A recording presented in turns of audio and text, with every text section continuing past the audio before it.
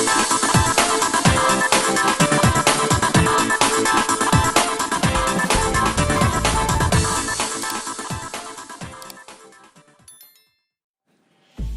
20 पेशकश मीरे कारवां।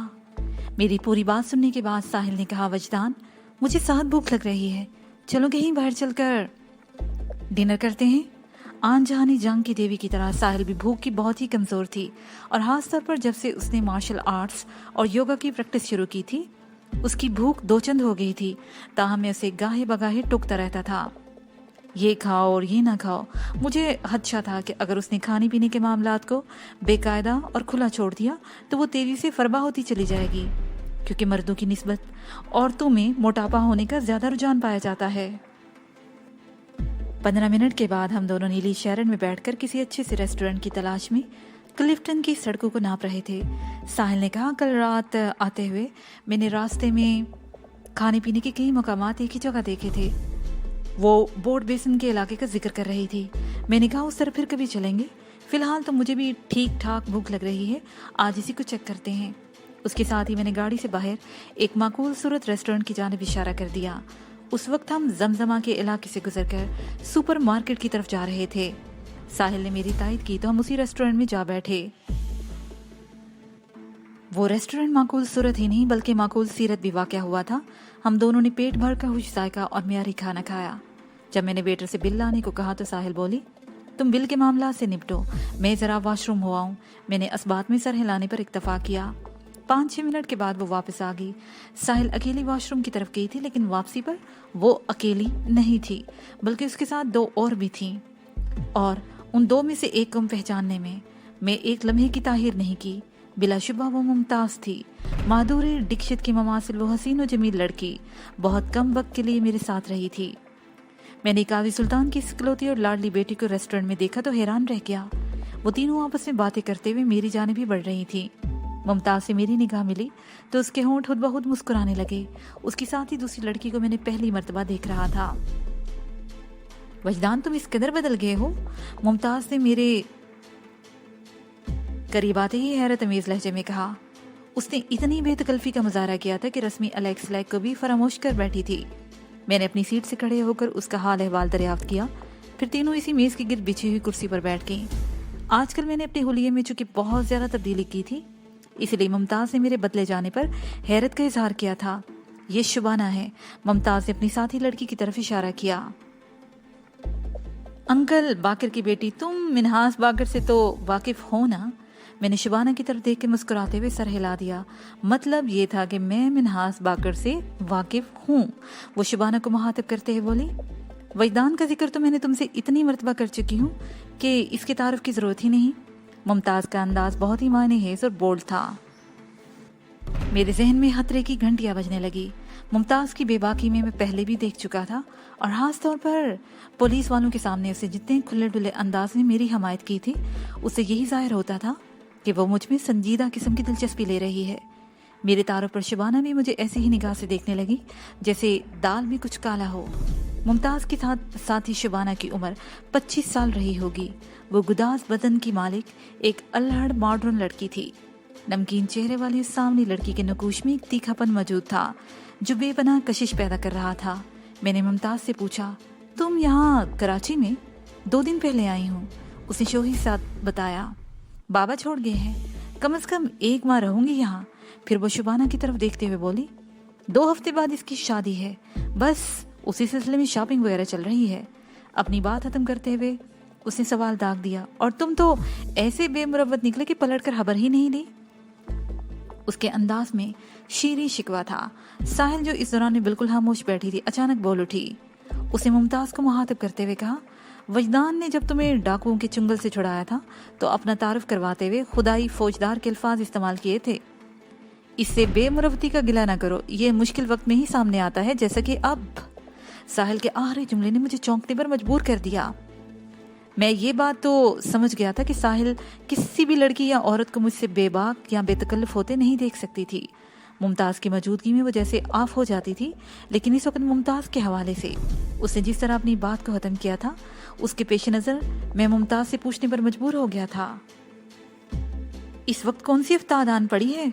मुमताज़ की बजाय साहिल ने मेरे सवाल का जवाब दिया। उसका मतलब यही था कि वो मेज़ पर पहुंचने से पहले मुमताज़ की मौजूदा सूरत हाल से आगाह हो चुकी थी। वजदान, 2 गुंडे इनका ताक़ुब करते हुए यहाँ तक पहुंचे हैं। मैं फ़ौरन अलर्ट हो गया। क्या वो दोनों इस वक्त रेस्टोरेंट में मौजूद हैं? मैंने बदस्तूर शबाना की तरफ देखते हुए पूछा। नहीं, वो नफ़ी में सर हिलाते हुए बोली। वो अंदर दाखिल नहीं हुए, बल्कि हमारे बाहर निकलने का इंतज़ार कर रहे होंगे, जैसा पहले करते रहे हैं। ये किस किस्म के गुंडे हैं भाई? मैंने शबाना से पूछा। और कब तक तुम लोगों के पीछे लगे हुए हैं और कब तक लगे रहेंगे? उसने बताया, हम 3-4 घंटे से निकले हुए हैं। मुख्तलिफ स्टोर से शॉपिंग करते हुए यहाँ पहुँचे हैं।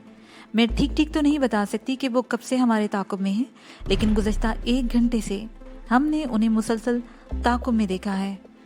हम जिस भी स्टोर के अंदर जाते हैं, जिस भी दुकान में जाते हैं, वो हमारे पीछे अंदर दाखिल नहीं होते, बल्कि बाहर ही हमारा इंतज़ार करते रहते हैं। और जैसे ही हम अपनी गाड़ी में बैठकर आगे बढ़ते हैं, वो हमारे ताक़ुब में लग जाते हैं। क्या उनके पास भी गाड़ी है? मैंने पूछा। वो दोनों मोटरसाइकिल पर हैं, शबाना ने कहा, और उनके पास होंडा 125 है। मैंने पूछा, क्या उन्होंने अब तक आपसे कोई बात की है या किसी किस्म की कोई और हरकत? शबाना ने नफ़ी में गर्दन हिला दी। मुमताज़ ने कहा, मुझे यूँ महसूस हो रहा है जैसे वो हमारे ठिकाने का सुराग लगाना चाहते हों। वो ये मालूम करना चाहते हैं कि हम कहाँ रहते हैं। हाँ, बज़ाहिर तो ऐसा ही लगता है। मैंने कहा, खैर देख लेते हैं इन सुराग रुसानों को भी। शबाना बेपरवाही से बोली। मुझे तो इस एडवेंचर में बहुत ही मज़ा आ रहा है, लेकिन मुमताज़ हाँ परेशान हो रही है। इसी के इसरार पर मैं इस रेस्टोरेंट में आई हूँ। यहाँ से हम डैडी को फ़ोन करके उन दोनों गुंडों के बारे में इतला देना चाहते थे, लेकिन इससे पहले ही हमारी साहिल पर नज़र पड़ गई और हम फ़ोन करने की बजाय तुम्हारे पास आ गए। एक लम्हे का तवक्कुफ करके उसने कंधे उचकाते हुए कहा, वैसे अगर उन्हें हमारे बंगले का पता चल भी जाए तो हमारा क्या बिगाड़ लेंगे? इस शहर के हज़ारों लोग डैडी और हमारे घर से वाकिफ़ हैं। मैंने महसूस किया कि शबाना हासी बेपरवाह लड़की थी और उसकी वजह भी साफ ज़ाहिर थी। वो अखबार के मालिक और एडिटर की बेटी थी। प्रेस वालों से तो अच्छे बारसोक लोग भी डरते हैं, और जिन लोगों से दूसरे लोग डरते हों उनमें खुद एतमादी तो पैदा हो ही जाती है। मुमताज़ ने गहरी संजीदगी से कहा, मैं इन मोटरसाइकिल सवार गुंडों से खौफज़दा नहीं हूँ, बल्कि एहतियात में क्या हर्ज है। इंजॉय करने के लिए ज़िंदगी में और बहुत सी चीज़ें हैं। मैंने कहा, अब तुम दोनों इस सिलसिले में बिल्कुल बेफिक्र हो जाओ, मैं इन दोनों से खुद ही निपट लेता हूँ। तुमने इस सिलसिले में क्या सोचा है वजदान? साहिल ने पूछा। मैंने बताया। मुमताज़ और शबाना मामूल के अंदाज में इस रेस्टोरेंट से निकलेंगी और अपनी गाड़ी में बैठकर एक जानब रवाना हो जाएंगी। इतना कहकर मैंने शबाना की तरफ सवालिया नज़रों से देखा और पूछा, आप लोगों को मज़ीद शॉपिंग तो नहीं करना? उन्होंने नफ़ी में सर हिला दिया। मैंने बात को जारी रखते हुए कहा, हस्ब मामूल वो दोनों इनके ताक़ुब में लग जाएंगे, और अगर वो वाकई उनका ठिकाना जाना चाहते होंगे तो उन्हें बंगले के दरवाजे तक छोड़ आएंगे। मैंने सांस लेने के लिए थोड़ा तवक्कुफ किया, फिर कहा, होंडा 125 के पीछे हम अपनी गाड़ी लगा लेंगे। मुनासिब फासला रखते हुए हम उनका ताक़ुब करेंगे। जब आप दोनों घर पहुंच जाएंगी तो मैं उनकी खैर खबर बड़े ही शाफी तरीके से पूछ लूँगा। आइडिया तो अच्छा है, शबाना ने सराहने वाले अंदाज में कहा, लेकिन वजदान, इसके लिए तुम्हें हमसे एक वादा करना होगा। मैंने सवालिया नज़र से उसकी जानिब देखा। साहिल ने भी चौंकते हुए लहजे में पूछा, किस किस्म का वादा शबाना? वो ज़ेरे लब मुस्कुराते हुए बोली, जब तुम इन गुंडों को छठी का दूध याद दिलाकर फारिग हो जाओ तो सीधा हमारे घर आओगे। वो मुझसे मुहातिब थी। मैंने कहा, तुम्हारा बंगला यहाँ से कितनी दूर है? मुमताज़ बोली, बाबा ने तुम्हें बाकर अंकल के घर का एड्रेस और फ़ोन नंबर लिख कर दिया था, शायद तुम भूल गए। मैं कुछ भी नहीं भूला हूँ। मैंने शौक नज़र से मुमताज़ की तरफ देखा। साहिल के चेहरे पर कुछ इस किस्म के तासरात उभरे जैसे उसे मेरी वो शौक हरकत पसंद ना आई हो। ताहम वो बदस्तूर खामोश रही। शबाना ने बताया, हमारा बंगला यहाँ नज़दीक ही है। अब्दुल्ला शाह गाजी की मज़ार से जो रास्ता CVO की तरफ जाता है, ये बंगला उसी रास्ते पर वाक़या है। तुम आजकल कहाँ ठहरे हो? मुमताज़ ने मुझसे पूछा। मैंने उसे अपनी अपार्टमेंट्स बिल्डिंग का नाम, फ्लैट का नंबर और फ़ोन नंबर एक कागज़ पर लिख कर दे दिया। मेरी इस जिसारत को साहिल कनखियों से देखती रही। वो किसी रवायती बीवी की तरह मेरे मामलात पर नज़र रखे हुए थी। शबाना ने पुरजोश अंदाज में कहा, तो एडवेंचर शुरू किया जाए। मैं भी लदा कर चुका था, इसलिए उठकर खड़ा हो गया और मुमताज़ की तरफ देखते हुए कहा, आप दोनों निकलो, हम 1 मिनट बाद बाहर आते हैं। जब तक आप हमारी झलक ना देख लो, गाड़ी को आगे ना बढ़ाना। ठीक है, मैं समझ गई। शबाना ने लापरवाही वाले अंदाज में कहा। जब वो दोनों रेस्टोरेंट के दाखिली दरवाजे को पार कर गईं तो साहिल ने गहरी संजीदगी से कहा, वजदान, लगता है तुम किसी किस्म की हंगामा आराई का फैसला कर चुके हो। गुंडों से निपटने के लिए नासिहाना लेक्चरों से काम नहीं चलता साहिल, मैंने ठहरे हुए लहजे में कहा। हंगामा परवर लोगों को काबू करने के लिए हंगामा आराई ही की जरूरत होती है। एक लम्हे को रुक कर मैंने इजाफा किया, तुम्हें तो खुश होना चाहिए साहिल, कुदरत ने तुम्हें बहुत अच्छा मौका दिया है। कैसा मौका? उसने उलझन ज़दा नज़र से मुझे देखा। मैंने कहा, अपनी मेहनत को आजमाने का मौका। तुमने भी तो मार्शल आर्ट्स में हासिल महारत हासिल कर ली है, इस फन को कब काम में लाओगी? वो अपनी मुट्ठियों को इस तरह अंदाज में खोलने और बंद करने लगी। उसके साथ ही साहिल के चेहरे पर दबा दबा जोश भी नजर आने लगा। मुझे उसकी हरकत और सकनात देखकर खुशी महसूस हुई। मैंने हतमी लहजे में कहा, चलो साहिल। वो दोनों अपनी गाड़ी में बाहर बैठी हमारी झलक देखने की मुंतजिर होंगी। हम दोनों रेस्टोरेंट से बाहर निकले और बड़े ही नॉर्मल अंदाज में चलते हुए अपनी शेरड में आ बैठे। मैंने देखा उस वक्त शबाना की क्रीम कलर टोयोटा करोला हरकत में आई और एक जानब बढ़ गई। तकरीबन 50 गज का फासला रखते हुए होंडा 125 भी उनके ताकुब में निकल खड़ी हुई। शबाना अपने बंगले की लोकेशन मुझे बता चुकी थी, इसलिए मैंने शेरड और 125 के दरमियान इतना फासला रखा कि वो दोनों गुंडे अपने ताकुब को महसूस न कर सकें। इस ताकुब के दौरान अगर ये फासला बढ़ भी जाता तो मैं उन्हें बआसानी ट्रेस कर सकता था, क्योंकि ये तमाम रास्ते मेरे अच्छी तरह देखे बाले हुए थे। मोटरसाइकिल पर सवार वो दोनों अफराद अपने हुलिये और सूरत ही से छटे हुए बदमाश दिखाई देते थे। उन्होंने ब्लू जीन्स पर टी शर्ट पहन रखी थी, एक की शर्ट ग्रे और दूसरे की ब्लैक थी, और वह नहायत ही इत्मीनान से टोयोटा करोला के पीछे लगे हुए थे। साहिल ने मुझसे पूछा, वजदान, इन दोनों के बारे में तुम्हारा क्या ख्याल है? जाहिर है ये दोनों कोई अच्छे लोग नहीं हैं, ये तो मैं भी जानती हूँ। वो उलझ कर बोली, दरअसल मैं ये पूछना चाह रही हूँ कि शबाना के बंगले पर पहुंचकर इनका रवैया क्या होगा। मैंने सोच में डूबे हुए लहजे में कहा, 2 किस्म का रवैया वो जाहिर कर सकते हैं। एक लम्हे के तवक्कुफ से मैंने अपनी बात की वजाहत कर दी। नंबर 1, वो अपनी मोटरसाइकिल को रोके बगैर आगे निकल जाएंगे और किसी दूसरे रास्ते से अपने ठिकाने पर पहुंच जाएंगे। ऐसा इस सूरत में होगा अगर वो सिर्फ मिन्हास बाकर का बंगला देखना चाहते होंगे या शबाना और मुमताज का ठिकाना मालूम करना चाहते होंगे। और दूसरी सूरत क्या हो सकती है? दूसरी सूरत में ये मुमकिन है कि वो बंगले से थोड़ा आगे जाकर वापस लौट आएं। मैंने गंभीर अंदाज में कहा, इस सूरत में वो किसी कार्रवाई का प्रोग्राम भी रखते होंगे। वापस आकर वो इस बंगले और बंगले के मकीनों के खिलाफ कोई भी संगीन कदम उठा सकते हैं। साहिल ने बोझल लहजे में कहा, इसका मतलब है कोई बड़ा फड्डा भी खड़ा हो सकता है। बिल्कुल हो सकता है, मैंने एक एक लफ्ज पर जोर देते हुए कहा। उन्होंने हाँ सिर्फ मिन्हास बाकर का घर देखने के लिए इतना खड़ाग नहीं पिलाया होगा। बाकर इस शहर का मारूफ सहाफी, पब्लिशर और एडिटर है। उसे लाखों अफराद जानते होंगे और शबाना के बकौल हजारों लोगों ने उसका बंगला भी देख रखा होगा। साहिल इस बात में सर हिलाते हुए बोली, तुम्हें हर किस्म के हालात के लिए तैयार रहना चाहिए।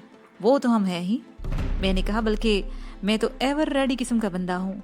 हर किस्म के हालात के लिए हर वक्त किसी भी किस्म के संगीन और रंगीन मसले के लिए बिल्कुल तैयार रहता हूँ। सिर्फ मसले के लिए या मामले के लिए भी? वो चुपते हुए अंदाज से मेरी तरफ देखते हुए बोली। मामले से उसकी मुराद को मैंने बड़ी वजाहत से समझ लिया था। उसका वाज़ेह इशारा मुमताज की तरफ था। मैंने मसनूई संजीदगी चेहरे पर जाहिर करते हुए कहा, भाई मामला हो या मसला, एहतियात और तैयारी में क्या कबाहत है। मुहतात और तैयार आदमी कम से कम नुकसान उठाता है, बल्कि मेरा ख्याल है नुकसान उठाता ही नहीं। वो हफ्की अमीज लहजे में बोली, हाँ वजदान, तुम ठीक कह रहे हो। मसले का तो मुझे पता नहीं, लेकिन इतना ज़रूर जानती हूँ, तुम मामले के सिलसिले में कभी नुकसान नहीं उठाते हो, हमेशा फ़ायदे में ही रहते हो। मैं तुम्हारी इस बात से इत्तेफाक नहीं करूँगा साहिल। मैंने बदस्तूर 1 to 5 को अपनी निगाह में रखते हुए कहा, एक मामले में तो मैं अभी तक कोई ख़ास फ़ायदा नहीं उठा सका। मैं जितना उस मामले की तरफ बढ़ता हूँ वो उतना ही मुझसे दूर हो जाता है। हम बज़ाहिर साथ साथ नज़र आते हैं, लेकिन रेल की 2 पटरियों की तरह हमारे दरमियान एक महसूस फासला हायल है। पता नहीं मैं अपने मामले को कब और कैसे सूदमंद बना सकता हूँ। फ़लसफ़ा अच्छा बोल लेते हो, वो गहरी संजीदगी से बोली। फिर पूछने लगी, तुम्हारे और तुम्हारे मामले के दरमियान ये फासला किसने हायल किया है? वक्त ने। मैंने बेसाख्ता कहा, वक्त उसी का गुलाम है जो उसकी कदर करता है। वो अजीब से लहजे में बोली, गोया तुम ये कहना चाहती हो कि मैं वक्त की नाकदरी करता हूँ? ऐसी कोई बात मैंने नहीं कही। फिर तुम्हारा मतलब क्या था? उसने कोई जवाब न दिया। मैंने महसूस किया उसके वजूद में बेचैनी सी पैदा हो गई थी। शायद वो अंदर ही अंदर अपने आप से उलझ रही थी। इस वक्त जिस किस्म की मुहिम पर हम पेशकदमी कर रहे थे, उसका तकाजा तो यही था कि हम ज़हनी तौर पर बिल्कुल ही पुरसुकून रहें, ताहम हमारे आसाब और हाथ पांव हालात को शिकस्त देने में कामयाब हो जाएं। मैंने एक हाथ से गाड़ी का स्टीयरिंग संभालते हुए दूसरा हाथ साहिल के हाथ पर रख दिया और विंड स्क्रीन के पार देखते हुए बहुत ही बदले हुए और खुशगवार लहजे में कहा, साहिल, तुमने देखा कि मौसम कितना हसीन हो रहा है? लगता है थोड़ी ही देर बाद बारिश शुरू हो जाएगी। वो शांत लहजे में बोली। ठीक कहते हो, संगीन मौसम के बाद हसीन मौसम आता है और फिर बारिश भी होती है जिसमें धुलकर हर शय निखर जाती है। इससे पहले कि मैं साहिल की बात के जवाब में कुछ कहता, क्रीम कलर टोयोटा करोला उस स्ट्रीट में दाखिल हो गई जहां मिन्हास बाकर का बंगला वाक़या था। मैं पूरी तरह उस तरफ मुतवज्जा हो गया। शबाना की गाड़ी अपने आलिशान बंगले के गेट पर रुकी तो मोटरसाइकिल सवार निहायत ही धीमी रफ्तार से आगे बढ़ गया। अंदाज ऐसा ही था जैसे वो मामूल के मुताबिक वहां से गुजरे हों। मैं उस स्ट्रीट की इब्तदाई में अपनी गाड़ी को रोक चुका था। साहिल ने कहा, वजदान, वो तो आगे निकल गए। मेरा ख्याल है वो पलट कर जरूर आएंगे, मैंने इस सोच में डूबे हुए लहजे में कहा। उसने पुरतशवीश अंदाज में कहा, अगर वो ना आए तो हमारे ताकुब का तो मकसद ही अधूरा रह जाएगा।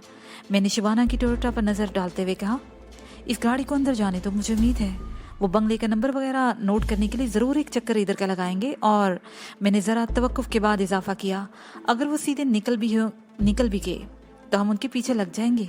ये स्ट्रीट खासी तवील है, मैं उन्हें नजरों से ओझल नहीं होने दूंगा। मेरी बात खत्म हुई ही थी कि 1 to 5 वापस पलट आई। मेरी पेशगोई के मुताबिक वो बंगले के सामने से गुजरते हुए चंद साथ के लिए रुके। गेट के पहलू में आवेजा नेम प्लेट को बागौर देखा और मोटरसाइकिल घुमाकर बिल्कुल नॉर्मल अंदाज में एक तरफ रवाना हो गए। मैंने अपनी नीली शैरट को उनके पीछे डाल दिया, ताहम इतना फासला रखा कि उन्हें ताकुब का एहसास ना हो। तुम्हारे अंदाजे इतने दुरुस्त क्यों साबित होते हैं? साहिल ने सरसरी से लहजे में पूछा। मैंने कहा, क्योंकि वो मंतकी होते हैं। वो बोली, इस अंदाजे में क्या मंतक पोशीदा थी? मैं समझ गया, वो मुझे छेड़ने के लिए इस किस्म के सवालात कर रही थी, वरना ये तो सामने की बात थी कि मोटरसाइकिल सवार अगर इन दोनों के ताकुब में थे तो यकीनन वो उस वक्त तक वापसी का कसद न करते जब तक कि वो उनके पते ठिकाने से आगाही हासिल न कर लेते या फिर किसी किस्म की कार्रवाई न डाल देते। ये इतनी पेचीदा और पोशीदा बात नहीं थी कि जो साहिल की समझ में ना आ सके। मैं जानता था कि वो कितनी नासमझ थी। मैंने उसकी सवाल का जवाब देते हुए कहा, शायद मेरी जिंदगी का बेशतर हिस्सा जराइम पेशा अफराद से दस्तो पंजा करते हुए गुजरा है। मैं उनकी नफ्सियात पर अथॉरिटी हो चुका हूँ, यूँ समझ लो मैं उनकी रग रग से वाकिफ हो चुका हूँ। इस दौरान में मोटरसाइकिल 1-2 गलियां घूमकर दोबारा सड़क पर आ गई जो साहिल के साथ साथ चलती है। समुद्र का ये किनारा सी व्यू कहलाता है। साहिल ने गहरी संजीदगी से पूछा, तुम्हारे ख्याल में ये दोनों किसके ताकुब में होंगे, शबाना या मुमताज? मैंने कहा, ज्यादा इम्कान तो इसी बात का है कि वो शबाना का ठिकाना मालूम करने के लिए उसके पीछे लगे होंगे। मुमताज तो चंद ही रोज पहले यहाँ पहुंची है, कराची में उसकी किसी से क्या दुश्मनी हो सकती है? एक लम्हे को खामोश रहने के बाद उसने मजीद कहा, इस सिलसिले में अपने जहन को ज्यादा ना थकाओ, बिल्ली थैले से बाहर आने ही वाली है। कहीं ये वही बिल्ली तो नहीं जो बोट बेसन वाले वाक़े में एंट्री मारकर गायब हो गई थी? साहिल ने मजाक के रंग में कहा और धीरे से मुस्कुरा दी। उसकी मुस्कुराहट से गाड़ी जगमगा उठी। बड़ी फोर्स थी उसकी मुस्कुराहट में, एक ताजगी और फरहत का एहसास होता था।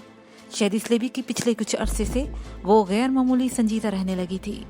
मैं उसकी इस खुद एहतियारी संजीदगी से सख्त परेशान था। खुद एहतियारी इसलिए कह रहा हूँ कि बज़ाहिर उसका सबब नजर नहीं आता था, वरना वो तो एक शोहो चंचल लड़की थी। साहिल एक ऐसी साथी थी जिसकी हमराही में वीराने में भी बहार उतर आती थी। उसकी उदासी अमेज संजीदगी ने मेरी बहारों को हिजा के स्पुर्द कर रखा था। ये सारे ख्यालात सेकंड के 1000वें हिस्से में मेरे जहन से गुजर गए। मैंने उसके जवाब में उसी का रंग इख्तियार करते हुए कहा, मेरा ख्याल है ये वो बिल्ली नहीं होगी, वो सफ़ेद थी और ये काली होगी। हम दोनों मोटरसाइकिलों का ताक़ुब करते हुए काफ़ी आगे निकल आए। किनारा और विलेज जब पीछे रह गए तो साहिल ने पुरतशवीश लहजे में दरियाफ्त किया, इनको कहाँ घेरने का इरादा है? घेरने के लिए मुनासिब मुकाम का आगाज तो हो चुका है। मैंने गाड़ी से बाहर अंधेरे में घूरते हुए कहा। जिस सड़क पर हम जा रहे थे वो आगे जाकर कहीं कुरंगी के करीब ही निकलती थी। ये इलाका तकरीबन सुनसान ही था और रात की तारीकी उसके सुनसानपन को मजीद इजाफा कर रही थी। میں نے اچانک گاڑی کی رفتار بڑھا دی اور اپنی بات مکمل کرتے ہوئے کہا، ہم انہیں نہیں گھیریں گے بلکہ یہ دونوں ہمیں گھیریں گے۔ کیا مطلب؟ ساحل کے سوال میں حیرت امیز الجھن تھی۔ دیکھتی جاؤ آگے کیا کیا ہوتا ہے۔ میں نے کہا، اپنے ہاتھ پاؤں اور دماغ کو فائٹ کے لیے تیار کر لو۔ دماغ کو اس لیے کہ ہاتھ پاؤں اسی کے اشاروں پر ناچتے ہیں۔ اس کے ساتھ ہی میں تیز رفتاری سے موٹر سائیکل کو اوورٹیک کر کے بہت ہی آگے نکل گیا۔ جب ہمارے درمیان حائل فاصلہ 1 فرلانگ سے بڑھ گیا تو میں نے نیلی شیروڈ کو سڑک کے کنارے روک دیا۔ ساحل کو میں نے پیسنجر سیٹ پر بیٹھے رہنے کی ہدایت کی اور خود گاڑی سے باہر آ کر اس کے انجن سے چھیڑخانی میں مصروف ہو گیا۔ انداز ایسا ہی تھا جیسے انجن میں کوئی خرابی واقع ہو گئی ہو۔ تھوڑی دیر کے بعد میری توقع کے عین مطابق 125 ہمارے پاس آ کر رک گئی۔ میں نے مڑ کر ان کی طرف دیکھا۔ ڈرائیو کرنے والے نے ہاتھ سے درست لہجے میں مجھ سے پوچھا، کیا ہو گیا ہے بھائی؟ انجن میں کوئی گڑبڑ لگتی ہے، میں نے کہا۔ گاڑی اچانک بند ہو گئی ہے، اسٹارٹ ہونے کا نام ہی نہیں لے رہی۔ اگر تمہیں انجن کے معاملات سے کچھ واقفیت ہے تو مدد کرو۔ وہ دونوں موٹر سائیکل ایک طرف کھڑی کر کے نیچے اتر آئے۔ ان دونوں میں سے ایک دراز قامت آدمی تھا اور دوسرا متناسب القد۔ جب وہ شیرڈ کے نزدیک آئے تو انجن کو فراموش کر کے گاڑی کے اندر دیکھنے لگے۔ ان کی نظر میں ساحل کو دیکھ کر حریصانہ چمک آ گئی تھی جسے میں نے فوراً ہی تاڑ لیا۔ وہ نہایت ہی عامیانہ انداز میں ساحل کو گھور رہے تھے۔ میں نے غصے کو ضبط کرتے ہوئے ان سے کہا، بھائی انجن اس طرف ہے۔ ساتھ ہی میں نے انجن کی جانب اشارہ کر دیا۔ پہلے ذرا اسے دیکھ لو، گاڑی کے انجن کو تو ہم بعد میں دیکھ لیں گے۔ دراز قامت بولا، پہلے ذرا تمہارے انجن کا معائنہ کر لیں۔ اس کی بھوکی نگاہ ساحل پر جمی ہوئی تھی۔ اب مزید کسی ڈائلاگ کی گنجائش باقی نہیں بچی تھی۔ میں نے اس کے کندھے کو تھپ تھپاتے ہوئے کہا، حرام زادے ادھر کیا دیکھ رہے ہو؟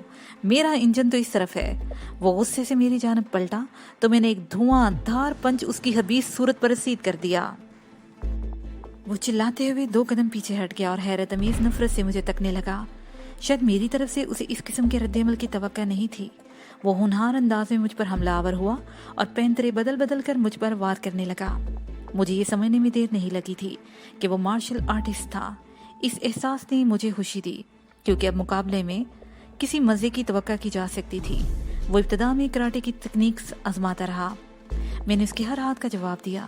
اس کی پیش نہ چلتی دیکھ کر اس کا ساتھی بھی میدان میں اتر آیا۔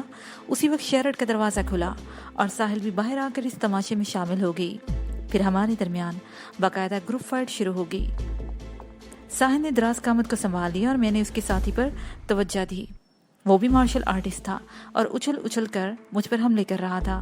میں نے 2-4 خوفناک ککس میں اس کی تمام ترکی شد کر دی۔ زخمی ہونے کے بعد وہ اچانک کسی بندر کی مانند اچھلنے لگا اور پھر بندر ہی کی طرح سٹانس بنا کر کھڑا ہو گیا۔ میں سمجھ گیا کہ وہ منکی سٹائل کا مظاہرہ کرنے کا ارادہ رکھتا ہے۔ کنگ فو میں مختلف جانوروں کے لڑنے کے انداز کو باقاعدہ شکل دے کر طویل ایکسرسائزڈ پر مشتمل فارم بنائے گئے ہیں۔ کراٹے میں جو اہمیت کانا کی ہے وہی اہمیت کنگ فو میں فارم کی بھی ہے۔ منکی سٹائل یعنی بندر کے انداز میں سب سے زیادہ استعمال پنجوں اور کندھوں کا کیا جاتا ہے۔ میں نے مد مقابل کے سٹانس سے بھانپ لیا کہ وہ پنجوں کا کچا تھا۔ یہی ناپختگی مجھے اس کے کندھوں کے زاویے میں بھی نظر آئی۔ گویا اس نے باقاعدہ کسی چینی کنگ فو ماسٹر سے وہ سٹائل نہیں سیکھا تھا بلکہ فلمیں دیکھ دیکھ کر کچھ پریکٹس کر لی ہوگی۔ وہ ایسا موقع اور وقت نہیں تھا کہ میں فائٹ کو طول دے کر انجوائے کرتا۔ میں نے نی شاٹ اور سویپ مار مار کر مد مقابل کے منکی سٹائل کو اس کے ناک کے رس سے نکال باہر کیا۔ وہ لڑکھڑا کر سنبھلنے کی کوشش میں ہی تھا کہ میری پریشر کک نے اس کا ایک کندھا بیکار کر دیا۔ ساحل ڈٹ کر اپنے مد مقابل کا مقابلہ کر رہی تھی لیکن میں نے محسوس کیا کہ وہ شخص ساحل پر بھاری پڑ رہا تھا۔ میں لپک کر اس کی جانب بڑھا اور ایک بھرپور سائیڈ کک دراز قامت شخص کی پشت پر رسید کر دی۔ وہ تھوڑا لڑکھڑایا اور ڈگمگاتے قدموں سے پیچھے چلا گیا۔ میں نے فضا میں پرواز کی اور میرے پاؤں کا بلیڈ اس کی ٹھوڑی پر لگا۔ یہ ایک بھرپور فلائنگ کک تھی۔ وہ تکلیف کی شدت سے کراہتے ہوئے زمین چاٹنے پر مجبور ہو گیا۔ اسی وقت مجھے عقب میں ساحل کی چیخ سنائی دی۔ میں نے پلٹ کر دیکھا، وہ بندر کا بچہ ساحل کو اپنے ناقص فن سے ہراساں کرنے کی کوشش کر رہا تھا۔ ایک کندھا بیکار ہو جانے کے سبب اس کی اچھل کچھ زیادہ ہی موزکاہیز ہو چکی تھی۔ میں نے لپک کر ساحل کی مدد کی اور منکی سٹائل کا مظاہرہ کرنے والے گنڈے پر سنیک سٹائل کے 2-4 سٹیپ آزما کر اسے لمبا لٹا دیا۔ شاولن ٹیمپل میں تربیت کے دوران میں نے وشو کنگ فو کے مروج 5 قدیم سٹائل بھی سیکھے تھے جن میں ڈریگن، ٹائگر، لیپرڈ، کرین اور سنیک سٹائل شامل ہیں۔ اژدہا، शेर, चीता, कोंच और सांप की लड़ाई के अंदाज में 6 बुनियादी किरदार अदा करती है। मोटरसाइकिल के स्टार्ट होने की आवाज़ ने मुझे पलटकर देखने पर मजबूर कर दिया। बंदर के बच्चे से मेरी मसरूफियत के दौरान में मुझसे बुरी तरह पिटने वाला दराज कामत शख्स संभल कर मोटरसाइकिल पर सवार हो चुका था और अपने साथी को हमारे रहमो करम पर छोड़कर वहां से फरार हो रहा था। होंडा 125 के इंजन की खूबियों से वाकिफ अफराद जानते हैं कि ये किस बला का नाम है। बड़ी बड़ी वारदातों में फरार होने के लिए ये गाड़ी बहुत ही मुफीद साबित होती है। मैं भगोड़े मोटरसाइकिल सवार के ताकुब को जहन से झटककर बंदर के बच्चे की तरफ मुतवज्जा हो गया। वो सड़क के किनारे पड़ा धीरे धीरे करा रहा था। मैंने अपनी पिंडली पर चर्मी केस में मौजूद हंजर को निकाला और शिकस्त खुर्दा शख्स के पास बैठ गया। फिर धाड़ से मुशाबा लहजे में पूछा, कौन हो तुम लोग? उसके साथ ही मैंने उसकी आंखों के सामने 8 इंच वाला हलाकत हेज हंजर भी लहराया। वो घग्या कर बोला, खुदा के लिए मुझे जाने दो, तुम्हारा साथी तो दुम भगाकर भाग गया। मैंने हंजर की नोक को उसकी गाल पर चबोते हुए कहा, तुम भी सर पर पाँव रखकर निकल जाना, मैं तुम्हें रोकूंगा थोड़ा ही। बस जाते जाते मेरे चंद सवालात के जवाब देते जाओ। अपनी बात खत्म करते ही मैंने हंजर की नोक पर दबाव बढ़ा दिया। वो तकलीफ ज़दा लहजे में बोला, इस कातिल हंजर को हटा लो प्लीज, तुम जो भी पूछोगे मैं बता दूंगा। ये हंजर तो फिलहाल नहीं हट सकता, पहले तुम सच बोलकर खुद को काबिल एतमाद साबित करो, मैंने 2 टोक अंदाज में कहा। वो कोई जाय फरार ना पाकर मैंने मनाया, पूछो क्या पूछना चाहते हो, मैं सवाल कर चुका हूँ। मैंने हंजर के दस्ते पर कुछ और दबाव बढ़ाते हुए कहा, तुम कौन हो और किसके लिए काम करते हो? वो लरसती हुई आवाज में बोला, हम फ्रीलांसर हैं, जो भी हमसे काम लेना चाहे वो माकूल मुआवजे पर हमसे काम ले लेता है और हम उसका काम कर देते हैं। फ्रीलांसर, मैंने तंजिया लहजे में कहा, गोया किराए के गुंडे हो। मैंने गुस्सीली नजर से उसे देखा। और मुआवजे पर जो कुछ भी करते हो उसमें कौन कौन से काम शामिल हैं? हर किस्म के काम, उसने बताया, जेब तराशी से लेकर कत्ल तक, हर नौयत के काम। माशाअल्लाह, मैंने जहरहंद अंदाज में कहा, तुम्हारा पेशा तो नहायत ही मोअज़्ज़ज़ और काबिल फख्र है। वो बोला, क्या करें, पेट का दोज़ख तो किसी न किसी तरह भरना ही पड़ता है ना। पेट का दोज़ख भरने के लिए खुद को जहन्नमी क्यों बना रहे हो? मैंने हंजर की नोक से उसके गाल पर खून की एक लकीर खींचते हुए कहा, अपनी इन सियाह कार्यों में मार्शल आर्ट्स को क्यों बेहुरमत कर रहे हो? वो तकलीफ की शिद्दत से बिलबिला उठा। मैंने जैसे उसके गाल में मिर्ची सी भर दी थी। वो लुकनज़दा लहजे में बोला, तुम कौन हो? अगर मैं तुम्हारे सवाल के जवाब में कहूँ कि तुम्हारा बाप, तो तुम्हें कतई यकीन नहीं आएगा। मैंने बात के इख्तिताम पर उसके दूसरे गाल को भी रंगीन कर दिया और सख्त लहजे में बोला, इसीलिए तुम्हारी भलाई इसी में है कि मुझसे कोई सवाल ना करो और अच्छे बच्चों की तरह शराफत से मेरे सवालों के जवाब देते जाओ। मेरे वहशियाना अंदाज़ो अतवार देखकर वो दहशतज़दा हो गया था और मेरी बात उसकी समझ में आ गई। न पाए रफ्तन न जाए मानदन जैसी सूरत हाल में बड़े से बड़ा फन्ने भी तावन पर आमादा हो जाता है। जेरे दाम आए हुए इंसान नमा इस बंदर के बच्चे ने बताया कि उसका नाम का वकार है और जो आदमी फरार हुआ था उसका नाम आरिफ था और वो दोनों करंगी के इलाके में रहते थे और ऑर्डर्स पर मुख्तलिफ किस्म के जुराइम करते रहते थे। यही इनका रोजगार था और वो अपने काम से काम रखने के आदी थे। अपने फायदे नुकसान पर गहरी निगाह रखते हुए वो ये धंधा कर रहे थे। मैंने पूछा, तुम दोनों क्रीम कलर टोयोटा करोला का ताकुब क्यों कर रहे थे? टोयोटा करोला के जिक्र पर उसने चौंक कर मुझे देखा। अब उसकी समझ में आया कि मैं किस हवाले से उसकी जान पर अजाब बना हुआ हूँ। उसकी वहशत में कुछ और इजाफा हो गया। नहीफ आवाज में बोला, हम उस लड़की का ठिकाना मालूम करना चाहते थे। कौन सी लड़की? मैंने पूछा। टोयोटा करोला में तो 2 लड़कियां थी, वो जो इंडियन हीरोइन माधुरी डिक्शित जैसी है। मेरे सीने से एक तवील सांस खारिज हुई। वो मुमताज का जिक्र कर रहा था। हमारा अंदाजा बिल्कुल गलत साबित हुआ था। हमारे ख्याल में वो दोनों मिन्हास बाकर की बेटी शुबाना का ताकुब कर रहे थे। मैंने वकार से पूछा, तुम इंडियन हीरोइन की कॉपी का पता क्यों मालूम करना चाहते थे? मेरा मतलब है ये काम तुम किसके हिमा पर कर रहे थे? मुझे गहरी तशवीश होने लगी थी कि कराची में मुमताज का ऐसा कौन सा दुश्मन पैदा हो गया था जो उसकी क़याम का पता चलाने के लिए किराए के गुंडों की खिदमत हासिल कर रहा था। असल आदमी से ना तो हम मिले हैं और ना ही उसको जानते हैं। तुमसे ये डील किसने की थी? उस शख्स का नाम शाहिद है, उसने बताया। ये काम उसके साहब का था। शाहिद का साहब कोई बहुत ही बड़ा सियासतदान है। शाहिद उस सियासतदान के बंगले पर काम करता है। और इस सियासतदान का बंगला कहाँ है? वो मुतामल नज़र से मुझे देखने लगा। मैंने गुर्रा कर कहा, अगर मुझे चक्कर देने की कोशिश की तो इस दुनिया से रफू चक्कर कर दूंगा। मेरी आंखें गवाही दे रही थी कि मैं जैसा बोल रहा हूँ वैसा ही करूंगा। तुम सियासतदान का एड्रेस जानते हो, बल्कि तुम वहां पहले जा भी चुके हो। मुझसे झूठ बोलकर तुम अपनी मुसीबतों में इजाफा ही करोगे। वो फौरन ही पटरी पर आ गया। तुम सच कहते हो, मैं एक मर्तबा आरफ के साथ उस बंगले पर जा चुका हूँ। हम इस काम का एडवांस लेने के लिए वहां गए थे। शाह ने वहां किसी बाइख्तियार शख्स से मिलवाकर हमें मज़कूरा रकम दिलवाई थी। तुमने ये केस कितने में डन किया था? 10,000 में, उसने बताया।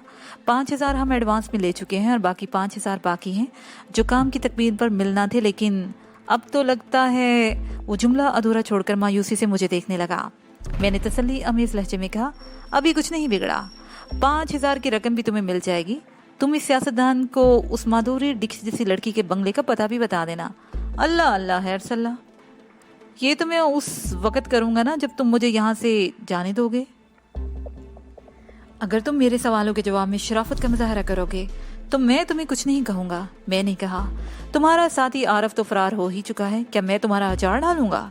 इस किस्म की हौसला अफजा बातें मैंने उसे चक्कर देने के लिए की थी। वो जल्दी से बोला, अगर तुम मुझे बाहिफाजत जाने दो तो मैं तुमसे कुछ भी नहीं छुपाऊंगा, सब कुछ बता दूंगा जो तुम पूछना चाहते हो। ये अगर मगर की शराइत लगाने की अहमकाना कोशिश ना करो। मैंने हंजर की धार को उसकी गर्दन पर टिकाते हुए धमकी अमीज लहजे में कहा, मेरी बात को गौर से सुनो और समझने की कोशिश करो। मैंने ये कहा है कि अगर तुम मुझे सब कुछ सच बताओगे तो इसके बाद मैं तुम्हें जाने की इजाज़त दूंगा। वो सवालिया नजरों से मुझे देखने लगा। मैंने पूछा, उस बंगले की लोकेशन और एड्रेस बताओ जहाँ वो सियासतदान रहता है, जिसके एमा पर तुम लड़की की क़यामगाह का सुराग लगाने निकले थे। वो बंगला डिफेंस में वाक़या है, उसने बताया। मैंने लोकेशन और एड्रेस भी पूछा है। लोकेशन की वजाहत करते हुए उसने बताया कि बंगले का नंबर B38 है और बंगले के बिल्कुल सामने एक इंग्लिश मीडियम प्राइवेट स्कूल है। बंगले के गेट का रंग भी स्याह है। उसकी बयान करदा लोकेशन बहुत ही आसान थी, खास तौर पर स्कूल वाली निशानी तो बहुत ही अहम थी। मैंने पूछा, बंगले के बाहर कोई नेम प्लेट भी लगी होगी? हाँ, उसने असबात में पलकें झपकाई। उस नेम प्लेट पर महमूद लासानी का नाम लिखा हुआ है। मैंने महमूद लासानी और B38 को अपने जहन में नक्श कर लिया और वकार को घूरते हुए कहा, अगर तुम्हारी फराहम करदा मालूमात में से कोई बात में गलत साबित हुई तो? मेरी बात का मुकम्मल होने से पहले ही वो घगिया उठा। मैं अपने खुदा को हाजिर नाजर जानकर कहता हूँ कि अब तक मैंने तुमसे कोई झूठ नहीं बोला। अब उसी खुदा का वास्ता देकर कहता हूँ, मेरी जान बख्श दो। उसके लहजे से सच्चाई झलक रही थी। मौत को अपने सामने देखकर वो झूठ बोलने की हिमाकत नहीं कर सकता था।